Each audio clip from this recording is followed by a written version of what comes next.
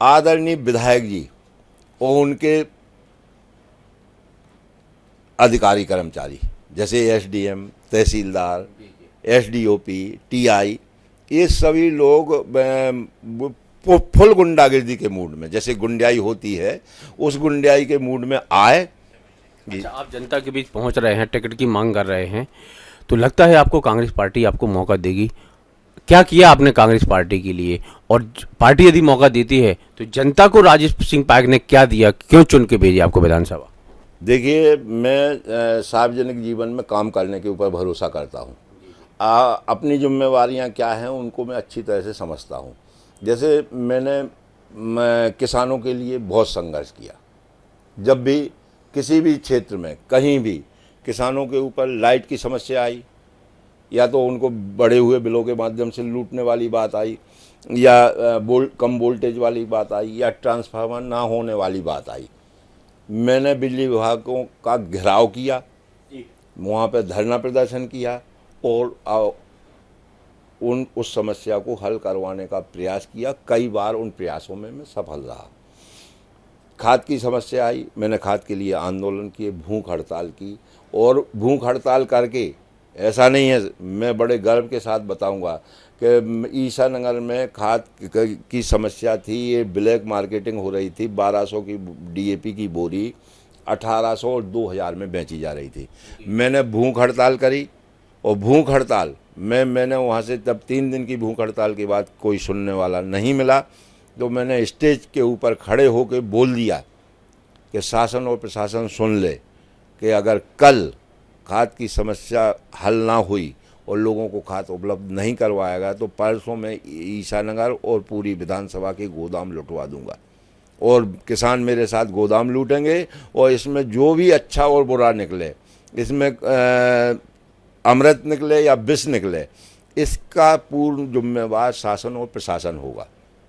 तो उस बात से वो घबराए, और उन्होंने अगले दिन ईसानगर में और अन्य जगह जितना गोदामों में खाद रखा था सभी मुझे सूचना करके खाद 1200 रुपये प्रति बोरी के हिसाब से सुबह से आधी रात तक बंटवाया, और सभी किसानों की समस्या खाद संबंधी हल हुई। वो मेरा सफल आंदोलन था। जब भी ओलावृष्टि हुई, मैं किसानों के खेत खेत पे गया, उनका दुख दर्द बांटने का प्रयास किया, उनकी आवाज़ सत्ता के टॉप मोस्ट लीडरशिप तक पहुंचाने की कोशिश की। मीडिया ले गया, मीडिया का कवरेज उपलब्ध करवाया किसानों को, और जब उससे काम नहीं चला तो मैंने ज्ञापन देने के बाद किसी ने नहीं सुनी, तो फिर मैंने बिजावर में एक बहुत बड़ा आंदोलन किया। मैंने भूख हड़ताल करी, जिसमें आप सुनो, इस भाजपा के विकास की बात बताता हूँ आपको आश्चर्य होगा कि ये सत्ता के मद में इतने मदहोश होके ऐसे ऐसे काम भी करते हैं।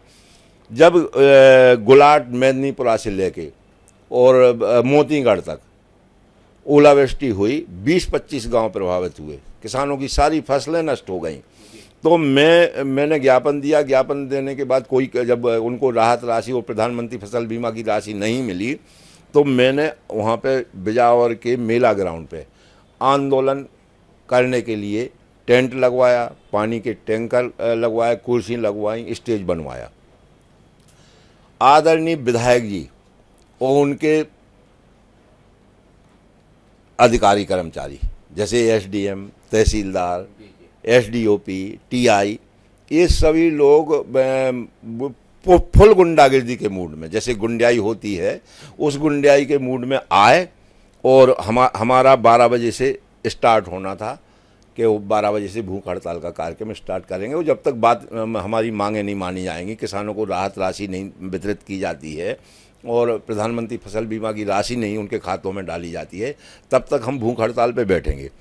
तो इनकी ये पूरी पार्टी आती है, प्रशासनिक पार्टी, और वो टेंट वाले को धमकाती है कि तू ये टेंट उखाड़ यहाँ से, पानी के टैंकर हटवा देते हैं, हमारा टेंट अस्त व्यस्त करवा देते हैं, कुर्सियाँ उठवा लेते हैं, हमारा स्टेज में जो साउंड सिस्टम लगा था वो हटवा देते हैं, सब। मतलब जब हम लोगों को खबर लगी ये काम हो रहा है 8 और 9 बजे के आसपास, हमें पहुंचना था 12 बजे, जब खबर लगी तो हम लोग भागे भागे गए तो वहाँ पर सिर्फ चांदनी बची थी ऊपर, चांदनी बची थी। तो हम लोगों ने कहा कि भैया देखो, हमारी टेंट वाले से बात करी कि आप डरो मत, ये आपका कुछ नहीं बिगाड़ पाएंगे, वो जो भी जब्ती होगी वो हम आपका पेमेंट कर देंगे, आप खाता नंबर बताओ हम। तो चांदनी बची हमारे पास, और चांदनी के अलावा सीमित संसाधनों में हमने भूख हड़ताल का कार्यक्रम चालू करा 5000 किसानों के साथ। और 5000 किसानों के साथ भूख हड़ताल, जो प्रशासन सुबह के टाइम पे डंडा बजा रहा था, डंडा दिखा के हमको डरवा रहा था, उनने इतनी बड़ी संख्या में किसानों का वहाँ पे आंदोलन में इकट्ठे होते देखा तो घबरा गए। हमारे माननीय विधायक जी घबरा गए। अब विधायक जी को तो अतिथि देवो भव का काम होना चाहिए कि उनके जिन किसानों ने उन्हें वोट दे के और विधायक बनाया है, उनके साथ वो किसान आपके बिजार गांव में आए थे, आप उनके लिए पानी की पीने की व्यवस्था करवाना चाहिए आपको, कि आपको पानी के टैंकर हटवाने का काम करना चाहिए, आपको उनके बैठने की व्यवस्था करना चाहिए, या वो बेचारे अपने पैसे से उनने कुर्सियां मंगवाई थी, उन कुर्सियों को हटवाने का काम करना चाहिए। तो ये अब आप कहते हो कि उनने ये विकास किया है कि जो उनके दरवाजे जाता है उसे प्रताड़ित और अपमानित किया जाता है। किसानों का हक था कि वो ओलावृष्टि में उनकी संपूर्ण फसलें नष्ट हो गई थी, तो उनका अधिकार है धरना प्रदर्शन आंदोलन करना, भूख हड़ताल करना। आप वो नहीं करने दे रहे हो, ये तो हिटलर शाही हो गई।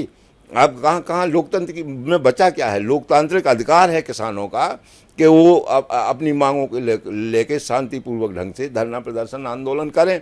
आप उसको रोक रहे हो। अच्छा वो ठीक है, रोक रहे हो तो आप फिर आखिरी तक उस लड़ाई को आप लड़ते देखते, उसमें क्या परिणाम निकलना थे? हम लोगों ने बोल दिया था कि आप गोली मारो ना, हम नहीं हटेंगे यहाँ से। शाम को वही अधिकारी कर्मचारी नतमस्तक होकर हाथ जोड़ते हुए हमारे पंडाल में आ गए कि हमें कलेक्टर साहब ने भेजा है और हमें आप 20 दिन का टाइम दो, आप 20 दिन के लिए आप अपना आंदोलन ख़त्म कर दो, 20 दिन में हम प्रधानमंत्री फसल बीमा की राशि और मुआवजे की राशि किसानों के खातों में ट्रांसफ़र करवाएंगे, हम उतने दिन में सर्वे करवा ले रहे हैं।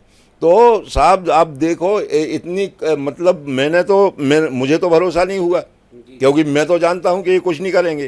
तो मैंने किसानों से कहा कि भैया ये बात कर रहे हैं, आपको अगर इनके ऊपर भरोसा हो तो ठीक है, बाकी इनकी बातें भरोसे के लायक नहीं है। इनका सुबह का रूप और शाम का रूप बहुत एकदम अलग है। तो लोगों ने कहा, अब चूँकि उस टाइम पे फसल की कटाई का भी टाइम था कि जो कुछ बची बेचारे बीज ही निकल आए, वो वाली स्थिति थी कुछ खेतों में। तो उनने कहा कि चलो ठीक है, आंदोलन अपन स्थगित कर देते हैं, उनकी बात का भरोसा करते हैं। करा, लेकिन कोई मुआवजे की राशि नहीं मिली।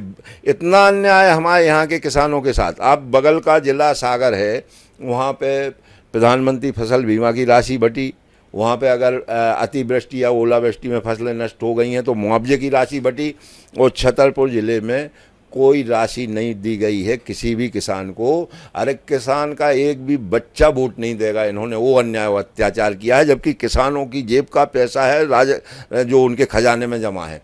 और कानून में लिखा है कि अगर अतिवृष्टि और ओलावृष्टि में या प्राकृतिक आपदा में किसानों की फसलें नष्ट होती हैं तो आप इतने रुपए प्रति एकड़ मुआवजा दोगे और इतने रुपए प्रति एकड़ प्रधानमंत्री फसल बीमा की राशि दोगे। दुर्भाग्य देखो किसान का कि किसान के खाते में से ये सरकार, ये भाजपा की सरकार, जब प्रधानमंत्री फसल बीमा की किस्त जमा करवाना होती है तो ये किसान से नहीं पूछते हैं, उसके किसान क्रेडिट कार्ड के खाते में जो भी राशि जमा होती है वो राशि काट के आप तुरंत बीमा कंपनी के खाते में ट्रांसफ़र करवा देते हो। ये जिम्मेवारी है इनकी। ये इस जिम्मेवारी से उन्हें 1 मिनट लेट नहीं होते हैं, ना लापरवाही रहती है। और जब किसान की फसल नष्ट होती है तो आप वो बीमा की राशि दिलवाने में मुकर जाते हो, क्योंकि आप बीमा कंपनियों के दलाल हो। बीमा कंपनियां आपको भारी भरकम रकम देके आपकी बड़ी बड़ी रैलियां करवाती हैं, आपको दलाली का काम है आपका।